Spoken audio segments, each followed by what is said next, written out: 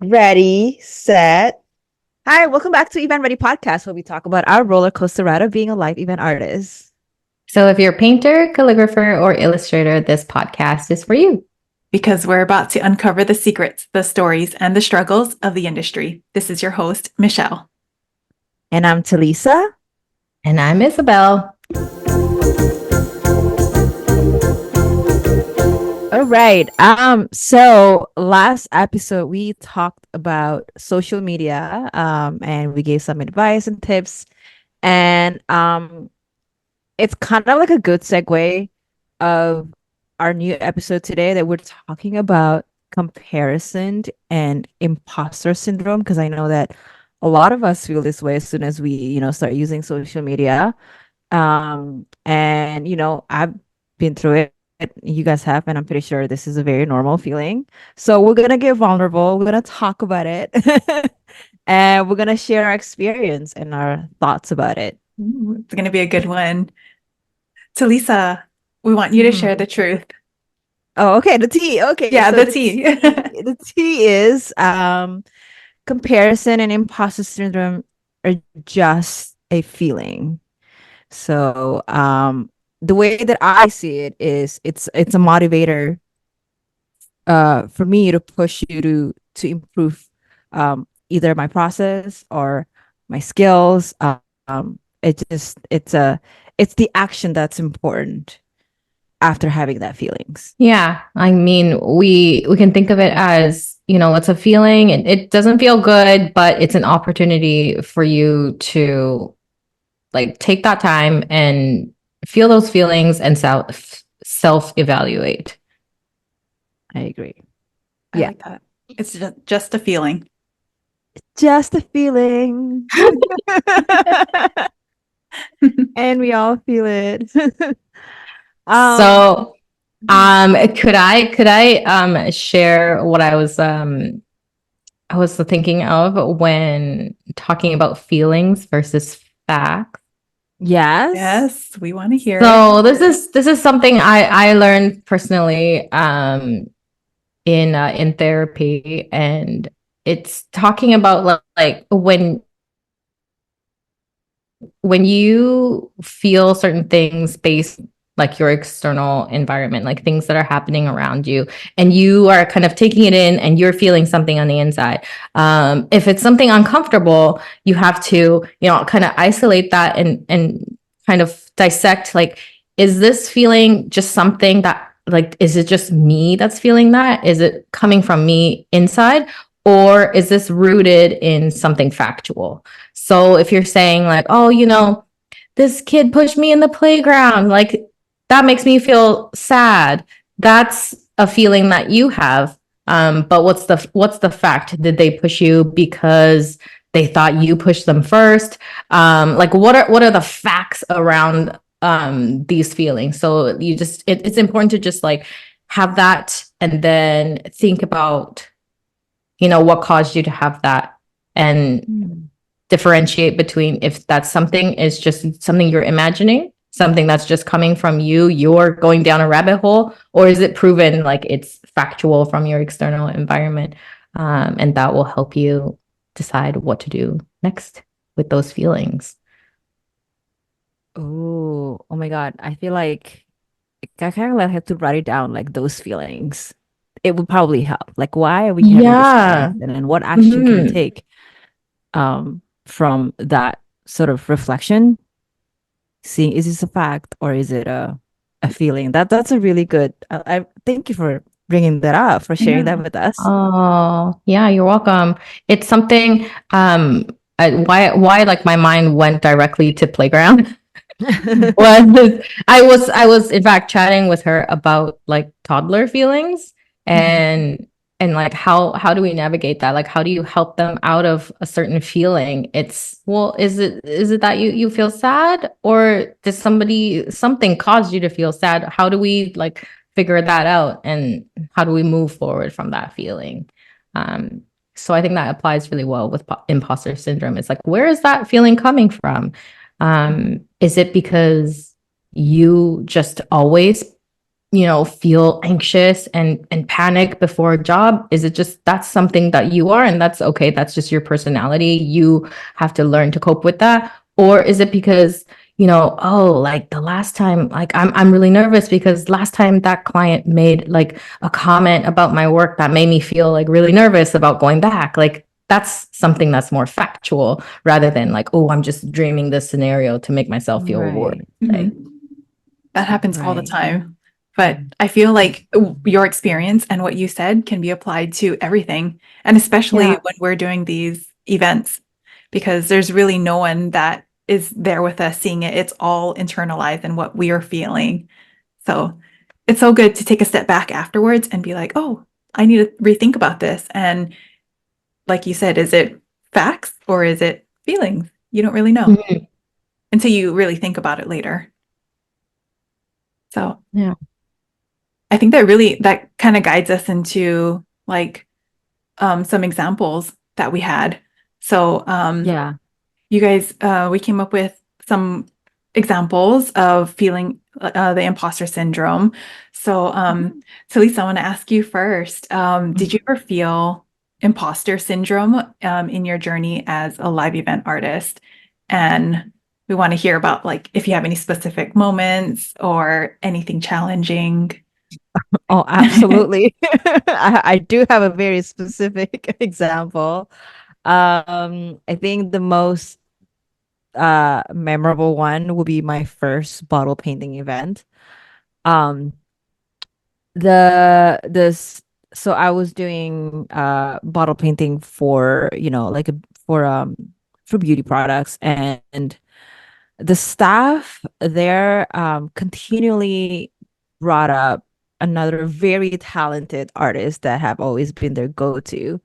Um, and I suddenly felt like, oh my God, I'm not good enough to do this. Oh my I gosh, think, that's yeah, so intimidating. yeah, it was extremely intimidating, and I gotta say that artist, she is very talented and very well known, and obviously, so I felt like that bar was like set so high.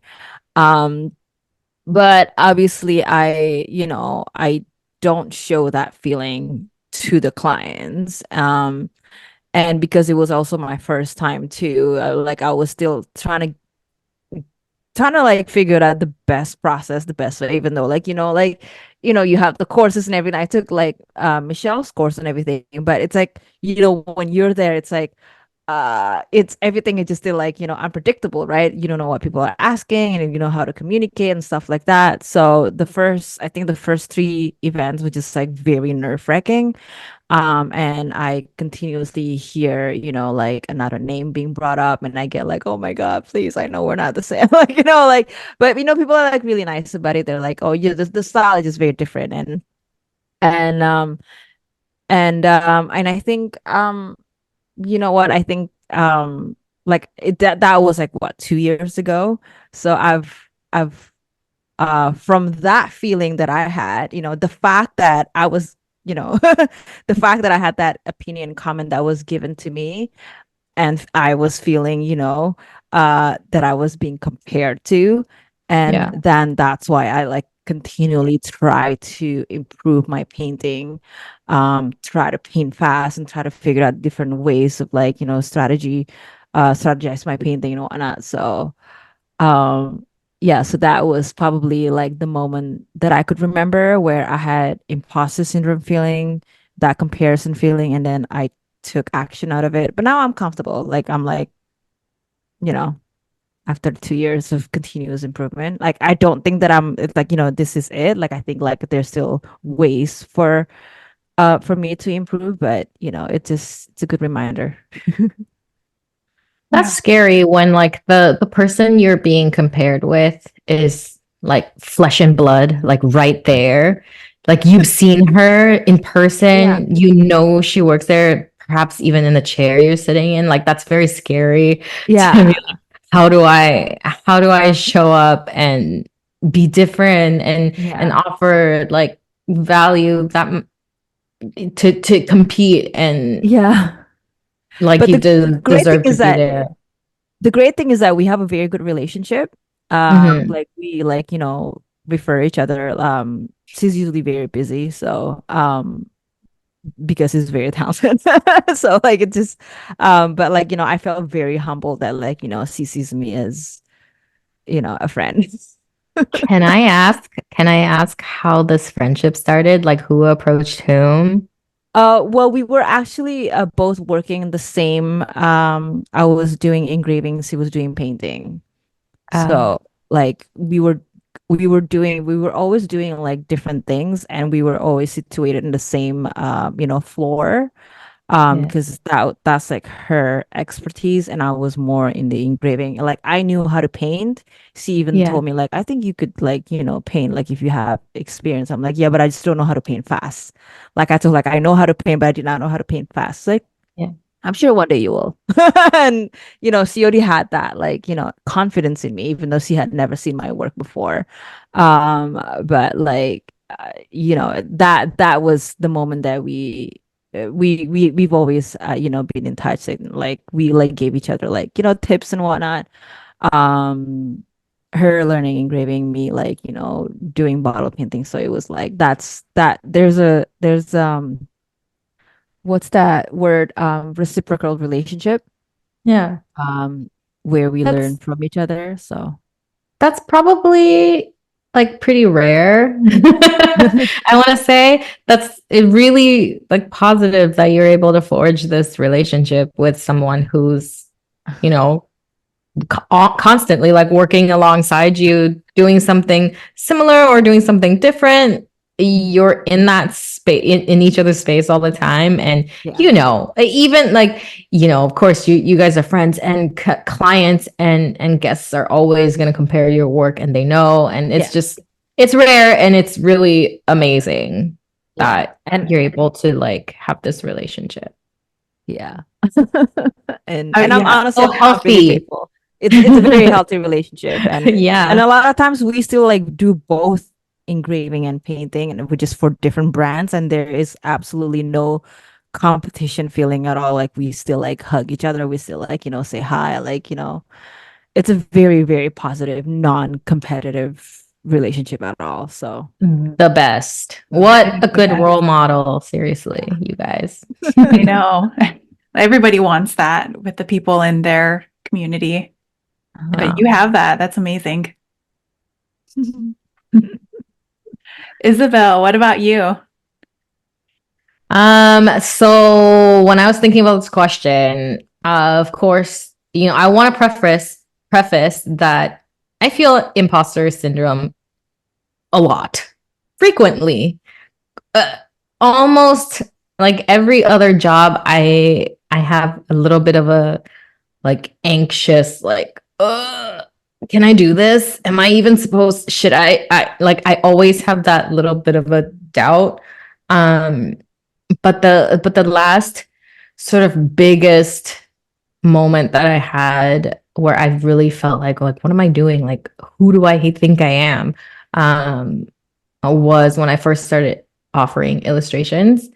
Um, and it was it was a big leap because it's been so different from what I have offered before, which is calligraphy and engraving. In calligraphy, maybe I drew like a flower or two um, with engraving, but I've never drawn humans live before. And um, before officially saying this is what I can offer and this is what I'm selling now, I really felt like, wow, like should I be doing that? Like, am I qualified to charge this dollar amount for this? I felt that very, very, very harshly.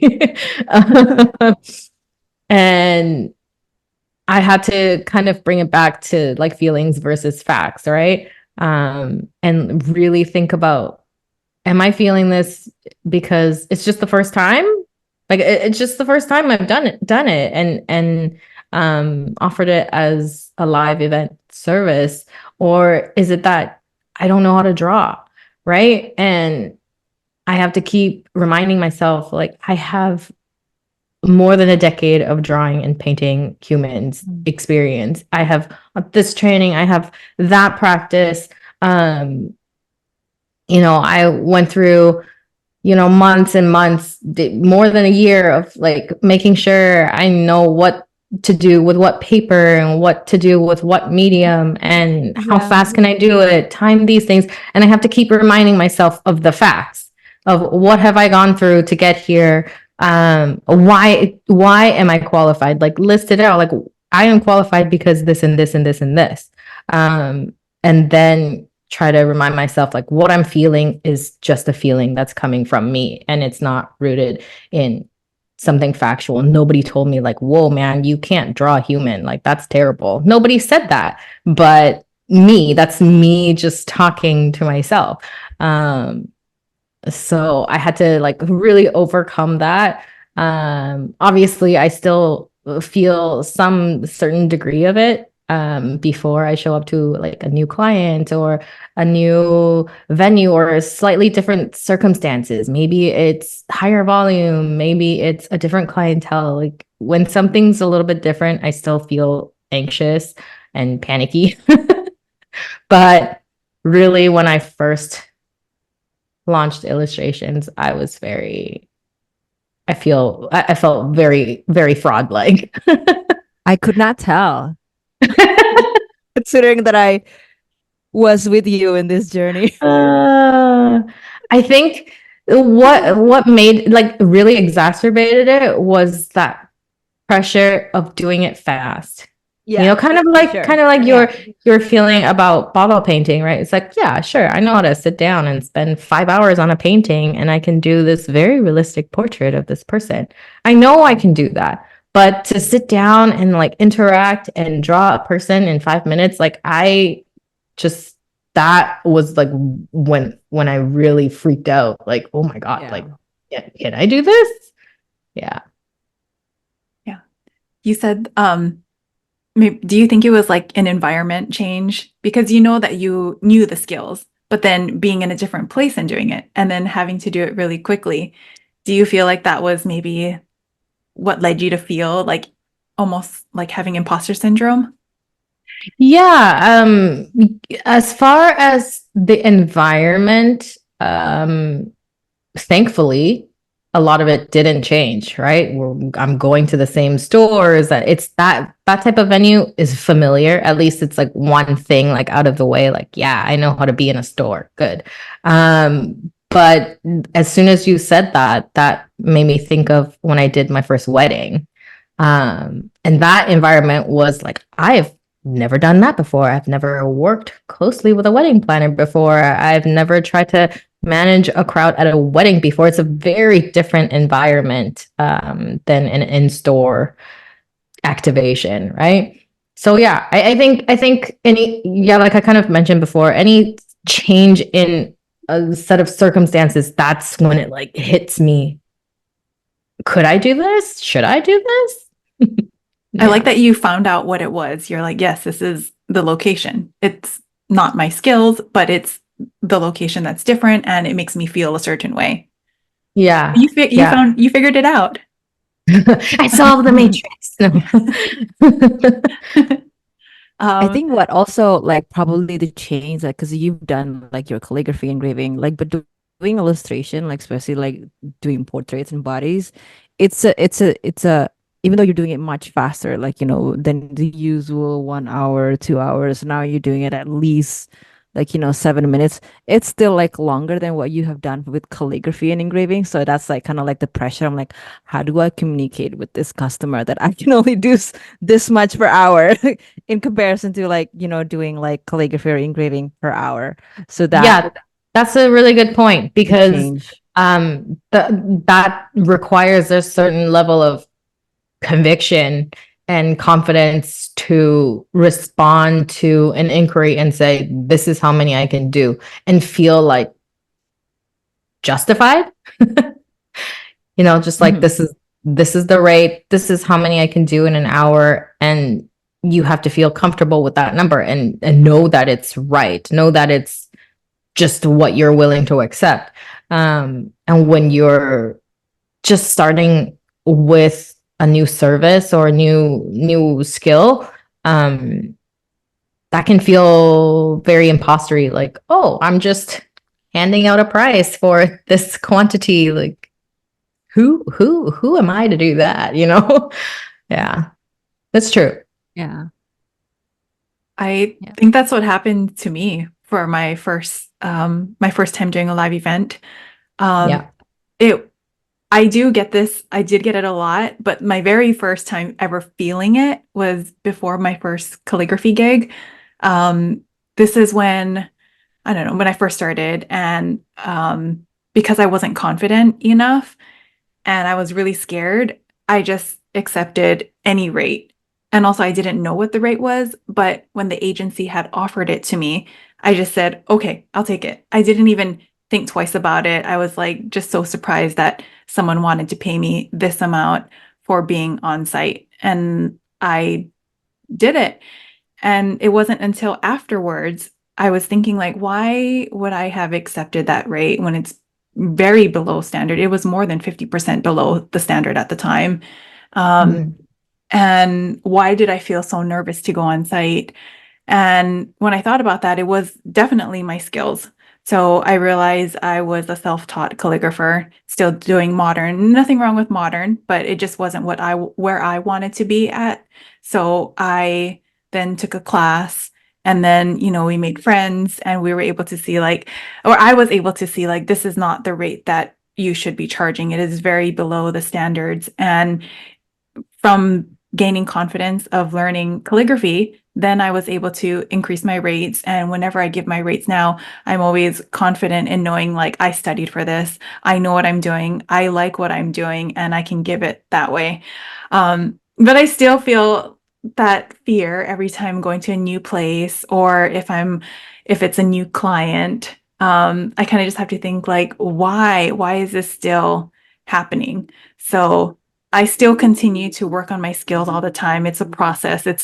It's not going to change. Like, there's always room for improvement. And so even though I do a lot of bottle painting, I still continue to practice so much for that. Calligraphy, I just signed up for another calligraphy class. So still doing that. And then always, practicing engraving with, like, some random bottles that I have. So just keeping up with the skills. Mhm. Now, So now yeah. I'm really glad that I mentioned the feelings versus facts thing, because Yeah. you totally just talked about that. And okay, everybody listen. I asked these girls before we recorded. I said, "Should I share that before we record or after?" And they said after, or during the recording. So it's not like they knew this before. So I'm really happy that you brought that up, that you dissected your feelings and you realized, like, you had, you know, a work to do still, and that's where it was coming from, that you felt your skills needed to be worked on, and that's where that feeling was coming from. And that's not just a feeling, that's more external, that's more factual, that you saw what was acceptable, or what was the standard, and you brought yourself up to par. And that's incredible. Thank you for sharing. That we understood the assignment of the feelings versus fact. Feelings versus fact. Oh my god. That was so perfect. It just fits this whole thing. Mm, so awesome. I love it. Mhm. Okay, so let's move on to more of our examples based on our experiences. So let's see. Ooh, this is a good one. Social media amplifies our feelings of comparison. Um, let's see. So, Lisa, do you want to share how you navigate feeling these pressures of really showcasing all of your work while also maintaining a really healthy mindset for yourself? You know what? I don't know if I'm actually navigating it well, to be honest with you. I mean, okay. I know in the social media episode we talk about like, like followers count, it doesn't matter. I still think that it really doesn't matter. However, it's hard not to look at the vanity metrics. Like, let's be honest here. Sometimes do I get sad if I get like, very few likes of something that I like maybe work so hard on? Yeah. Um, Oh my God, I but feel and like then you'd be so weird not to feel those feelings, yeah, it's like right? it's a human feelings, right? Like the fact is that like why am I getting such low likes and views, right? So because of that fact, you have that feelings, and then but like and then it just makes you question like, am I good enough? Like but if you get like phrases sometimes like, and I also question, wait, are they just being nice? It's like um it's definitely like really hard. Like it's easier to say than to actually do it. I try not to think about it. I think like the every time I post something, like I just want to make sure that it's just a commercial portfolio. Um you can actually turn off the likes number, but I feel like if you were to do that, does that make me feel like I'm insecure? Like, it's such a weird feeling, like um the decision of like what to do with your Instagram, but at the end of the day, like the real metric is the clients that I get, and then like, like the good feedback that you're getting from your clients, and that's what I need to focus on. However, yeah, it's hard not to sometimes feel defeated, like, oh, why am I not getting enough likes? Like that's obviously like that there's a comparison feeling, obviously, like, but yeah, I don't know. I don't think I am navigating well, I'll be honest with you. If I want to be vulnerable. Um, I don't know. What do you guys how do you guys feel Um, about it? I wholly agree with that. Yeah, it was funny. The question was, how do you navigate while maintaining a healthy mindset? I was like, do I have a healthy mindset? I don't think I do. Can I bring it back to like toddler therapy again? Because it Yeah, just yeah, yeah, yes, yeah. just Go. tell us, It's diagnose just me. so Applicable. I'm sorry. It's just like it's just sparking all these things.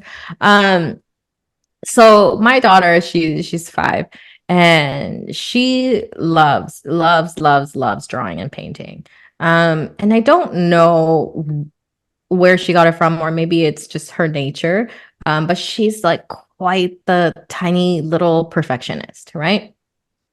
And it could be that I'm subconsciously kind of passing that off, or oh, who knows? But she gets like very defeated if she tries something and it's not exactly as she imagined, right? And she's like, well, I'm just trying to draw this cow, but what I put on paper doesn't look like a cow. And now she's freaking out and she's crying, and it's a whole thing, right?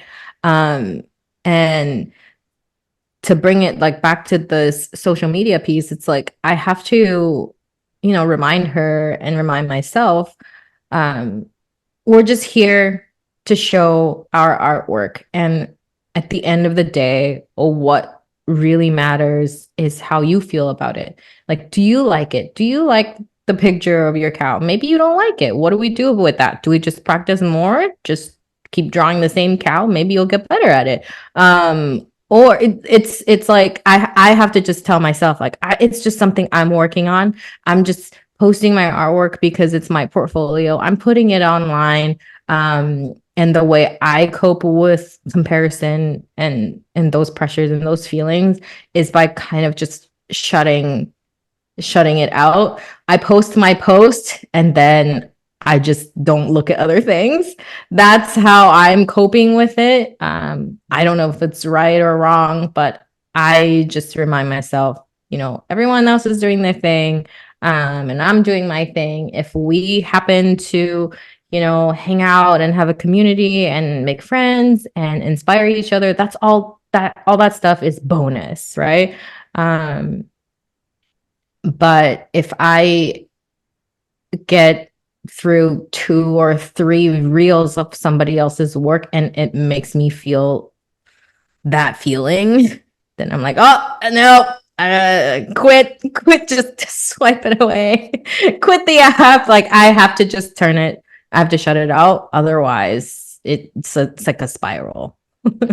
I like that you find yourself in like giving advice to your daughter. Like you almost are giving her advice of something that you would want to hear, and you can relate it to your feelings with social media or posting things, your artwork. But it's the same concept. You're voicing it to her. It is, because when I see her get frustrated, the first reflex I have is like, what's wrong with the cow? It looks great. But I realize that it's like, if I hate a drawing that I did, it doesn't matter how many people tell me it's great. I think it's bad. So I'll never feel better about it until I improve it.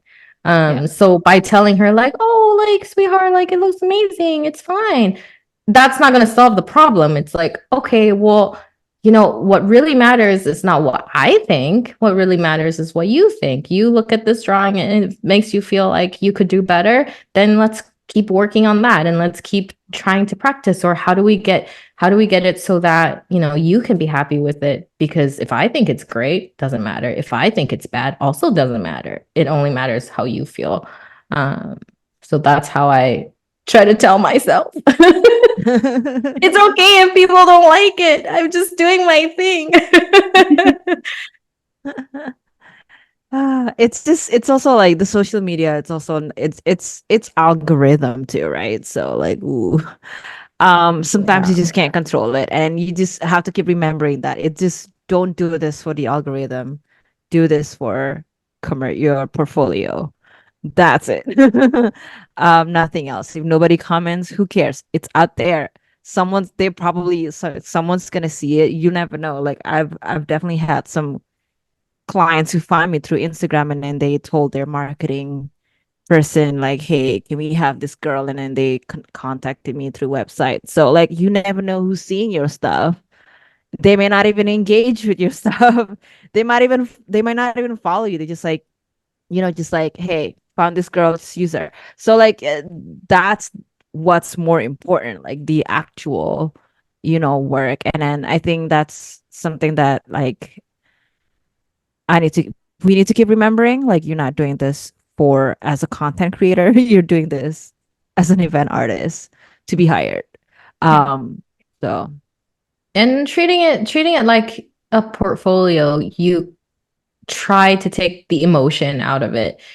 Sometimes we create content and you have that nagging feeling in the back, like, oh, will people agree with this? Will people relate to this? Will people think I'm funny? Will people think I'm cool? You just have that like little thing in the mind, like, what are people going to think about it? But if you treat it like it's a business portfolio, I'm posting artwork because that's the artwork I want to do, then it's not emotional. It's not something you're posting to see if people like it, to see if people can agree with it. So the less emotional it is for me, then the less I can get hurt from it. Wow, this is starting to sound like therapy. Oh my God.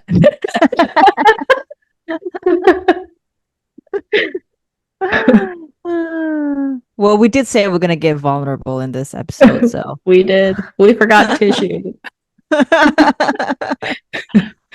I wanted to add, like, I have a different view on this, and I don't think my mindset is healthy at all. It's just a different way of looking at things. I like the likes and views that we get from our profiles and our photos and stuff. I keep having to remind myself, like, it has nothing to do with what kind of quality of work that you're doing. And I think about this a lot because as humans, we always want some sort of like performance indicator. We want to know how we're doing at work. We get those indications. We can see numbers. We can see our finances. It's numbers. It's something concrete and solid that we can see. Whereas when we do our artwork, there's nothing that tells us, like there's no solid numbers or like measurements of how we can tell how good we're doing. And I think that's why we attribute the likes to the quality of the work. So I think that part maybe it gets like jumbled all together and we think it's like the same thing. But then if you can help it, like to think like this has nothing to do with it. Like for me, I have all these followers and it was from 1 or 2 reels that went viral for something that really had nothing to do with art. Like there was a little art in there, but they were probably interested in something else. And ever since then, I'm like, oh, I got to keep it up. I have to like try to get more views and likes on this video. But then I stop and think like, that's not why they were following me. And you can't keep chasing something that may or may not be there because it's out of your control. The algorithm is not in your control. It just does whatever it wants. And yeah, maybe I got lucky on that reel. I don't know. But now I still post things and it's still like it's in my mind somewhere like, oh, it didn't get as much views as the one I posted a week ago. And I feel it, but I think it could be healthy to like take a step back and be like, that is not anything to do with your art or what you did or how you made that reel. It's something totally different. So I feel like we're all still working on it. I don't know. What do you guys think? I think the content that your reel that got viral was because it was invoking a lot of emotion when you were sharing your journey from being a nurse to a full-time artist. I believe that's what it was, right? And that's why it was getting a lot of attention. And but when we're just posting commercial, it doesn't really invoke emotion. It's just like, like when you say it's just you gotta separate the emotion. And really it is for business reason. So like that's why it's like we shouldn't expect so much engagement on that because it's not meant to invoke emotion as if you were sharing something that's captivating. I feel like you just solved like a giant problem. Thank you, Talisa. You just like put 2 things together for me. I was like, yes, we in fact design it to be emotionless. So why do we expect so much engagement out of it? You're right. I specifically made it not emotional. So there's no feelings, it's all facts. No. Mind blowing. There you go. Done. Yeah, episode over. Problem solved. Problem solved. You're all welcome. No. But you mentioned earlier that hiding the likes. I do that on every single post. And it's like for me shutting things out. I do proactively do that because I check it. I can't not. Once there is a number, it's like Michelle said, there's no other numbers to look at for us. So what numbers do we have at our hands? View dashboard. Like I'm gonna look at the numbers if it's there. So I just try very hard to shelter myself from that. And it does work for me.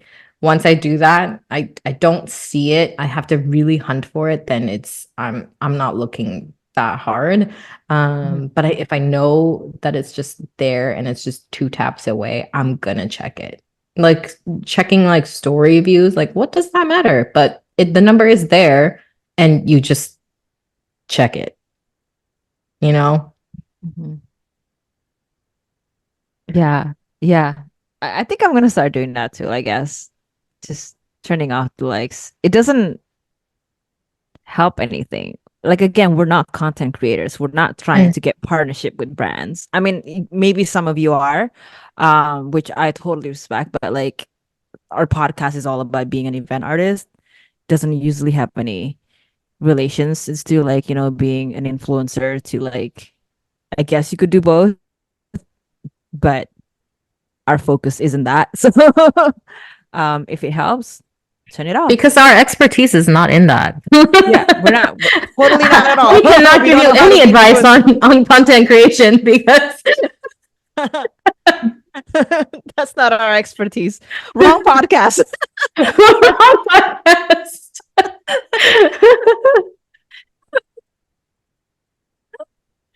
Oh, yeah. Yeah. Let's talk about positive comparison versus negative comparison because it does happen. Mhm. It does happen, right? Like the kind of comparison that makes you feel unproductive or like it doesn't help with your journey or your growth or your business.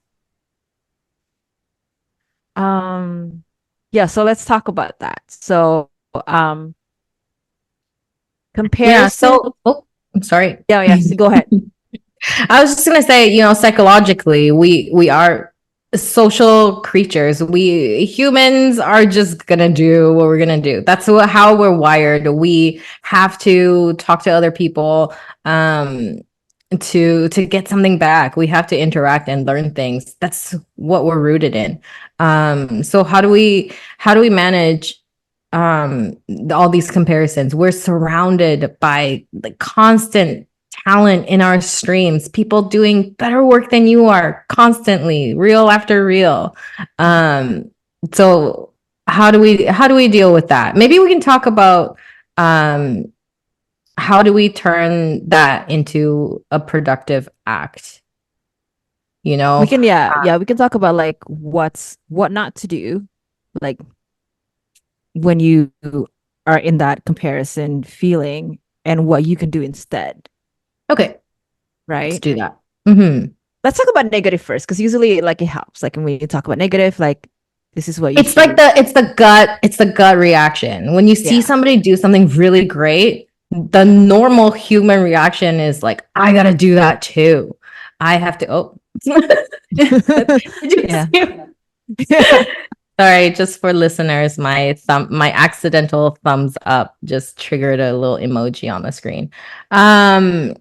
Yeah, so like our first reflex is I have to do that too. Like they're getting attention for doing something that I feel like is better. I got to do that too. Um and as artists, and this is like something that might divide people, but you know, trying to take somebody's artwork or trying to copy a style or even going as far as stealing images, this has all happened in our circles. And not crediting the other artists, and until maybe somebody points it out in a DM, stuff like that. It's all coming from a place of our comparison, our insecurity. Copying is never ever okay. Yeah, never okay. Like like what you said, the social like copying could be like your copy, like as in like your copywriting, the language that you use, like you're copying someone else's how they say it, like verbatim. Mhm.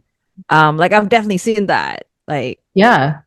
Some why? people, yeah, yours, yeah, your Yeah, your verbiage got copied, yeah. and people are out there copying entire web pages, right? Mhm. I've seen This that. this stuff is not okay. Yeah. I know it feels like a shortcut. It feels like, well, who's gonna see it anyway? Or who's it gonna hurt if I use this image to market my portfolio? None of that is okay.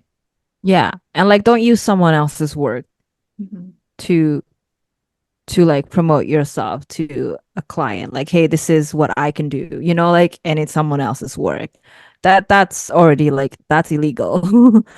Now you're actually like that's doing some illegal stuff. So um that's the negative comparison. like the things that you shouldn't do, right, to copy.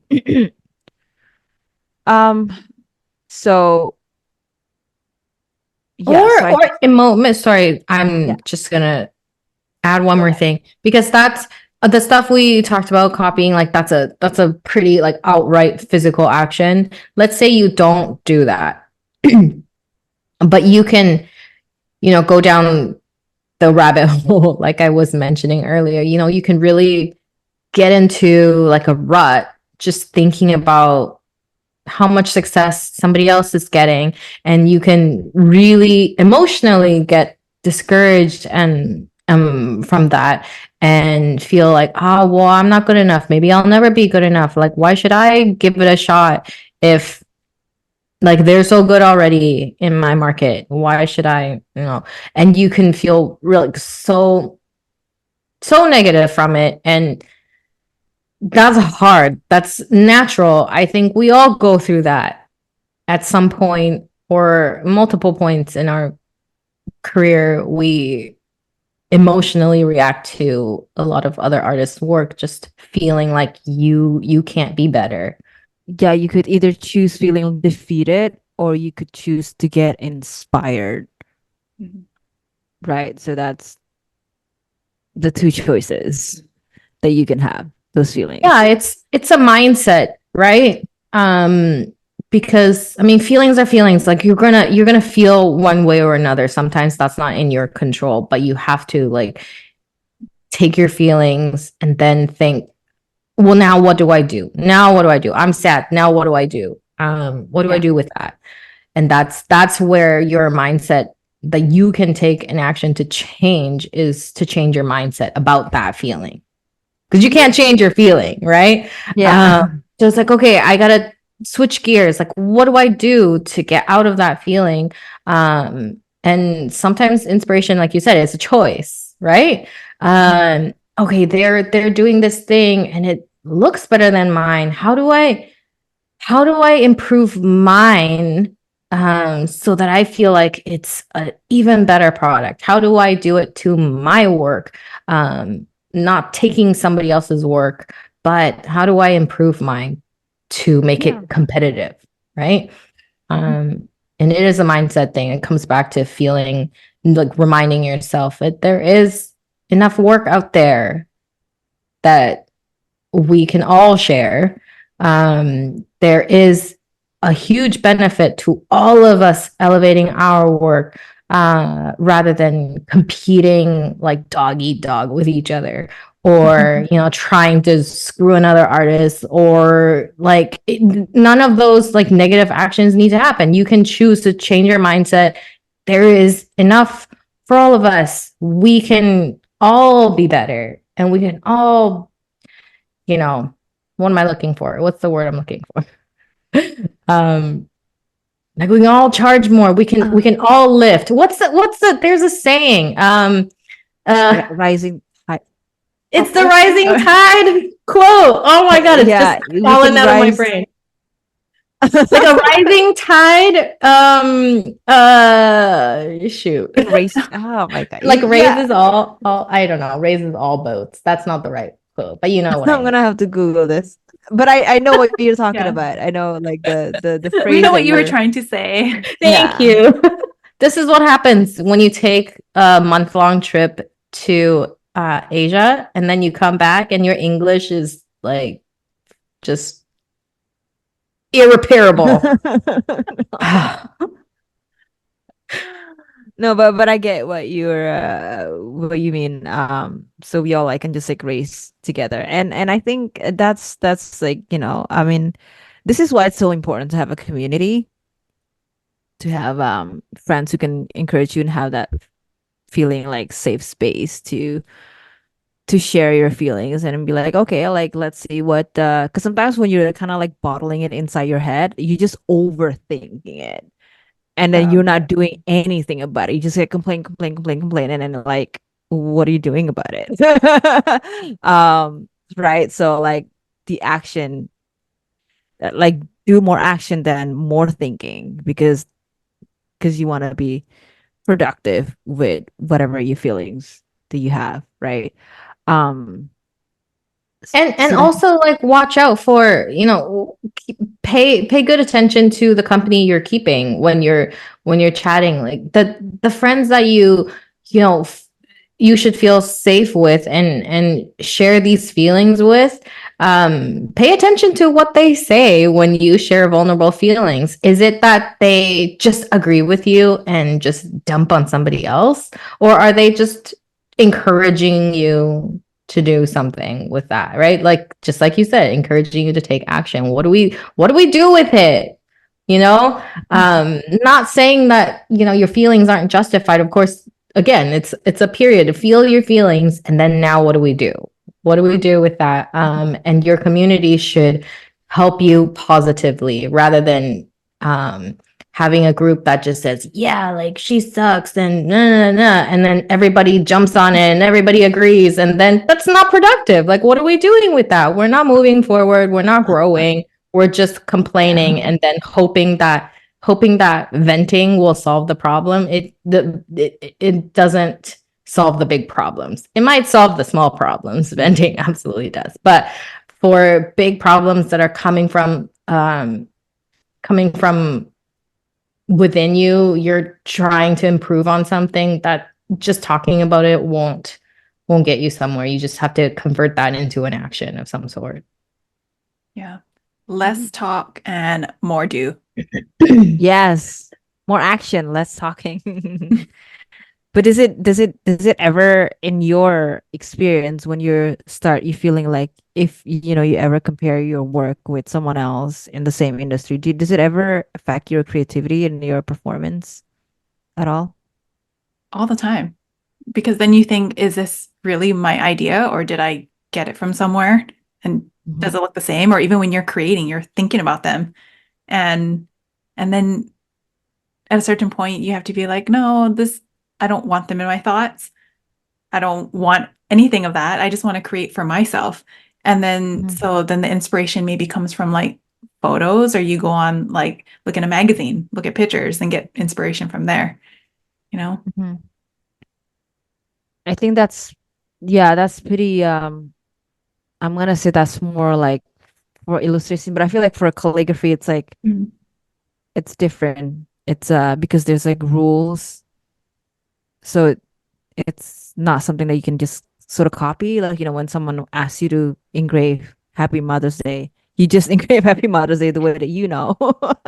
Yeah, it is Um, different for but calligraphy. yeah, so I feel like that's for calligraphy, it's a little bit different because it's less subjective. I don't know. I think like what we've pretty much said earlier, has it impacted my creativity? Not really, because I feel like I usually feel like a lot more creative when I see someone who's like better than me. I'm like, oh, I'm inspired to like, learn maybe something different, maybe different ways of painting or maybe different ways of doing illustration. Maybe I'll try a different medium, or maybe I'll try to do like, there's different ways of like doing portraits, right? So maybe I will try to do like a very like, how do I say it in a more concise way? Like I've tried different ways, like, try different mediums, from like going with markers and then like, watercolor, and like Experimenting.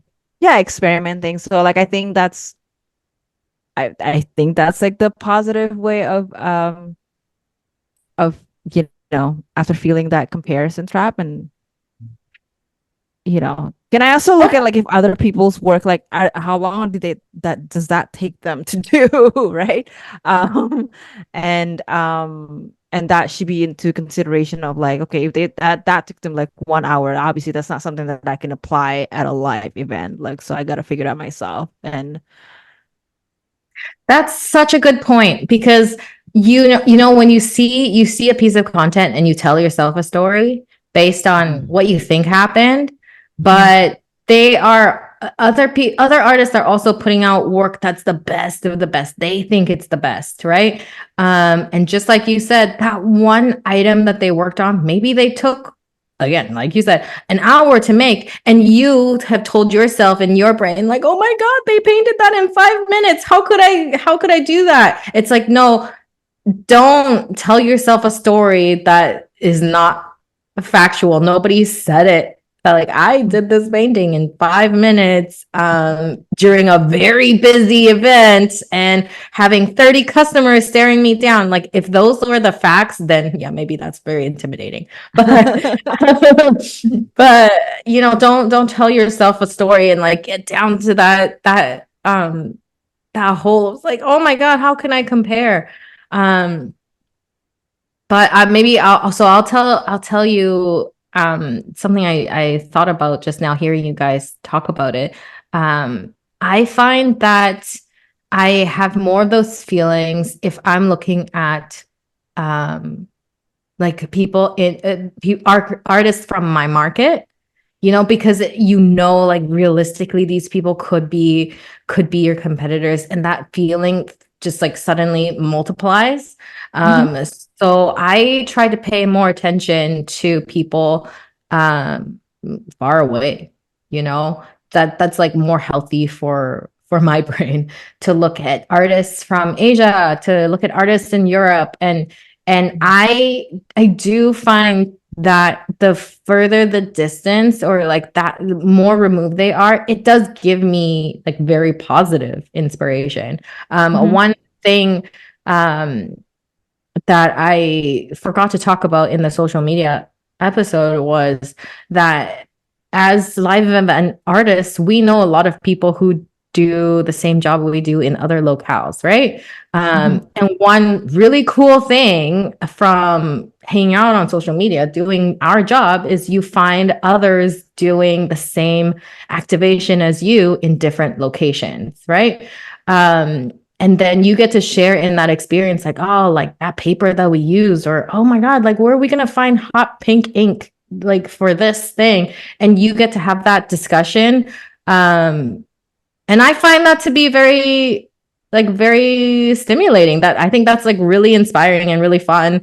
Um, and as soon as we were talking about like positive comparison, like positive feelings from doing this, is when I look at a lot of Asia markets, the standards that they have, that's very inspiring to me. To look at, calligraphy is so good there. Like everyone who's hired in a store in Asia is like, not every single one, but everyone that I see, that I come in contact with, and working at the brands that I'm working with, wow, like their work is so good, and that makes me want to do better. That makes Mhm. me want to improve. That makes me want to do the exact same thing they're doing in terms of quality and like grace and elegance, and just like, wow, like this is just what they do naturally. Like, wow, of course,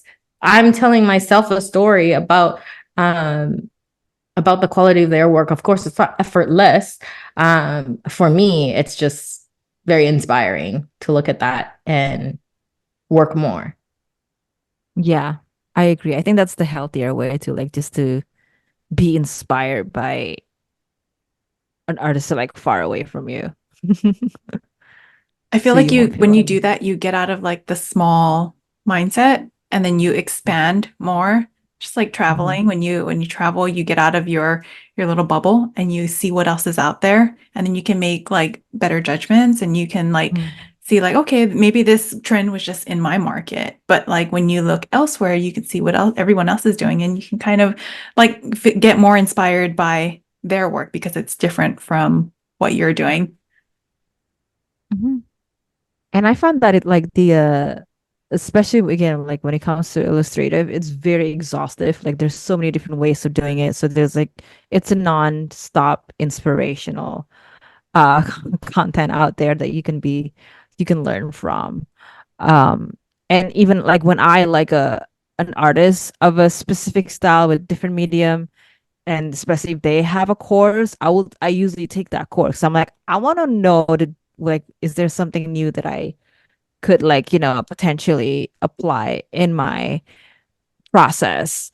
So, and I think that's the beauty of like having the internet, you can be inspired and you might even learn from them if they have a course, right? Even if most illustrative course are like very like for slow art, there's some part, like some basic foundational part that you can pick up, then apply in your speed painting sort of event. So yeah. Yeah, no, that's a really good point to make because, and I know you guys take so many courses and really fill your learning schedule up to learn from so many different points of view. And I think that's so healthy because we, as artists, like, what are we if not just the combined like knowledge and skill of so many different experiences and experiments, right? It's never just one thing we learn from one person. So the more like points of view that you get, maybe it fills in like one more spot. Oh, like that's how you do that with a really big paintbrush, and you just like put that into something existing you're already doing. These like little skills all come together and like further round out your current process. And so that's so positive. Is just to turn that into something productive. Yeah. Learning more always makes us feel more inspired, right? Mm-hmm. So let's talk about like some actionable advice. So I know that we've kind of touched on like a few things. We're kind of like almost past the 1 hour mark. So let's talk about like what do we do? What advice would you want to give to like some new and aspiring event artists who could be struggling, have these feelings of self-doubt? What would be like your advice? Whoever wants to start. I have something that I regularly do or normally do when I post something on social media. This is related to Instagram, but on a general scale too, is when I think about posting something, I try to ask myself, is what reason am I doing it for? Is it because this is my portfolio? I'm doing something to showcase something, or am I trying to, brag about something? Am I going to potentially make somebody feel bad about this? If it's anything that's near the second category, I just don't hit post. I just take it away. I delete it because I try to think of it as the flip side. If somebody is posting that and makes me feel bad about it, it's not their fault. It's my fault for like seeing it, interpreting that way. But I'm trying to actively like limit that from from going out there. And that helps me get into the right mindset of like, hey, like this is me focusing on me, and my portfolio. So giving myself that sort of emotionless like division from Instagram helps me not have so much, I don't know, doubt and comparing with others. I don't know if that makes sense. That's just something I can do to control it from my side. Mm-hmm. Mm-hmm. No, I like that. Um, I used to do this a lot more in the beginning of my career as a full-time artist. I have like a journal. So what I would do is every end of the week, I would write down my weekly wins. So like no matter how small it is, like, oh, I posted to social, or like, oh, I finally update my website. Something even like very, very small. So I would write it down. Um, and then so I would have like one section of like, my wins this week, and then another section would be like what rooms for improvement. So I used to do that a lot. Like, it used to be like every week and then like every 2 weeks, every month. So at least like I practice gratitude based on that small win. So then I don't compare myself with others. I just compare myself with my old self, like myself from yesterday, myself from like a week ago.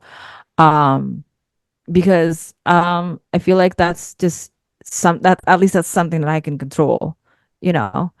And that really helped me overcome that comparison and imposter syndrome.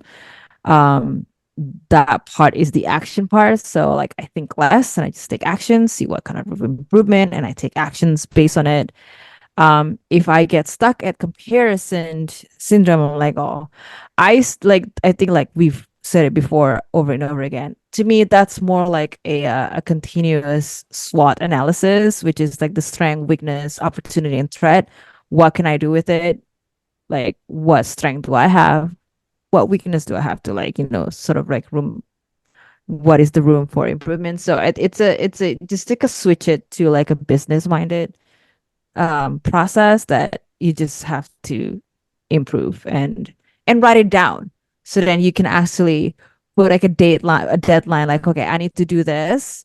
I realize that I have to do this and I'm going to do this that day, and so then I can hit a deadline. So I just find that writing things down actually really help when it comes to getting over this negative feelings of like feeling defeated.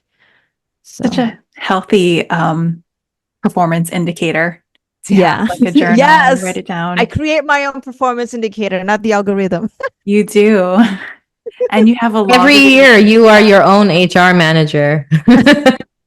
I would like to see your self-evaluation, and now we're going to talk about it. No, no, seriously. I used to read a lot of like mindset books and a lot of business books. And one thing that I remember is that like your mind is so powerful and you can create things in your mind. Everything always happens twice. So it happens once in your mind and then it happens in real life because you're creating it. So everything that you do is a reflection of what you already created. Like you think about what color am I going to wear today? And then you put that shirt on, like it just happened twice. And so when you think about that and like how we do business or when we think about things, everything that you're feeling of what you've seen or what you heard, that's all you. Like you can easily change that. You can take what you saw and feel jealous and sad about it, or you can take it and turn it around. Maybe like you're sad because maybe your skills are not this way yet. So you can take that and go and take a class instead and maybe work on your skills and get better that way. So every time that I would feel a certain way, I take a look at myself and say, why did I feel like that? And then I would use that to do something like I would go update my website or I would go maybe paint something that I didn't feel like I was good at doing. So it all comes back down to you and your feelings, your thought, and your mindset. Oh my God. That was so powerful. Yeah. My face went like, huh. You get to When you control said yourself. everything happens twice, I'm like, damn, she's right. It's true. But yeah, it's so true. Mindset is something so vague and so oddly powerful. Yeah. That when you finally get to change it, you'll realize like, oh my God, how did I never think of it like that before? And I did have an experience like that where I really, it was surrounding pricing. Where I was, really nervous about sending a quote and like all these feelings. You get an email and you dwell on it for an hour, 2 hours, 3 hours. You just like think about it so much. And finally, one day I did tell myself, you are going to respond to an inquiry within 10 minutes.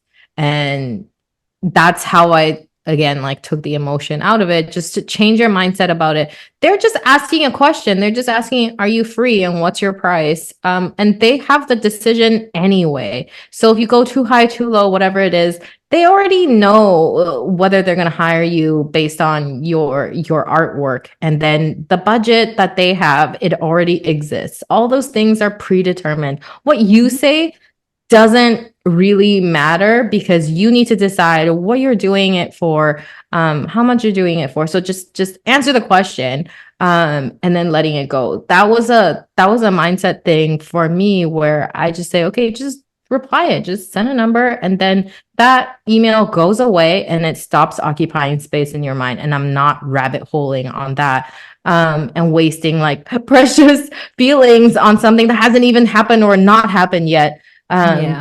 Just get rid of it and then, move on to something else more productive.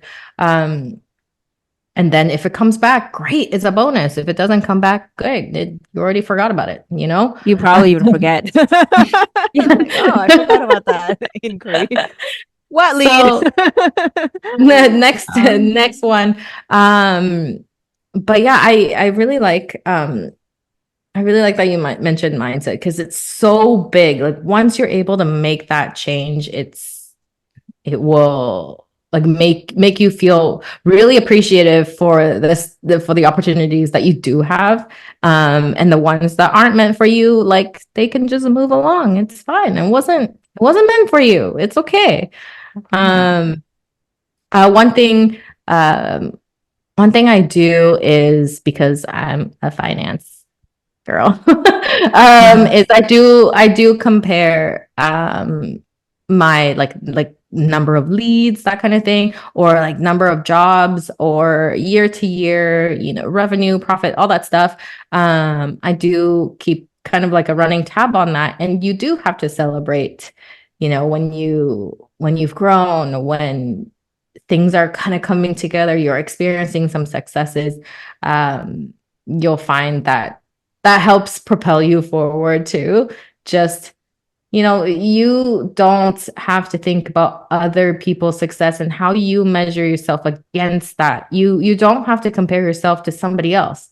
You can just compare it to your own success from last year, from the year before. yeah. What has gone right? What has gone wrong? Maybe how do we adjust that? I think busying ourselves with that kind of productive thinking is really healthy.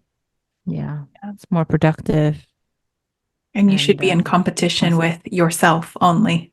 yeah, exactly. Now we Monica can. said that. No. I was like, I just made a friend's reference. Aw. Well, that I think we pretty much cover share our vulnerabilities and share advice and tips. We're still in this journey. Um I mean, it's still such an I'm pretty sure we probably have a different mindset maybe in down years, in 10 years we're probably going to be even more wise, and we're probably going to share more. We don't know. So we're all still learning, and we just share what we've learned so far. And yeah, I don't know if there's anything else that you guys want to share. If not, we can wrap up this episode. Anything else? No? Okay. No. Yeah, well, well, thank you so much for hanging out with us, and talk about comparison and imposter syndrome. I hope if you do ever feel like that, like right now as you listen, hopefully you feel better and you know what you can do after we share our actionable advice, and just keep growing and just keep celebrating you and your little wins, whether it's big or small. Um, and don't forget to follow us on Event Ready Pod, so where we share um our updates, and we want you to share your feelings and what you think about it, and share your feedback with us. And other than that, thank you, and I guess we'll see you in the next episode. Yeah. See you later. Bye. Bye.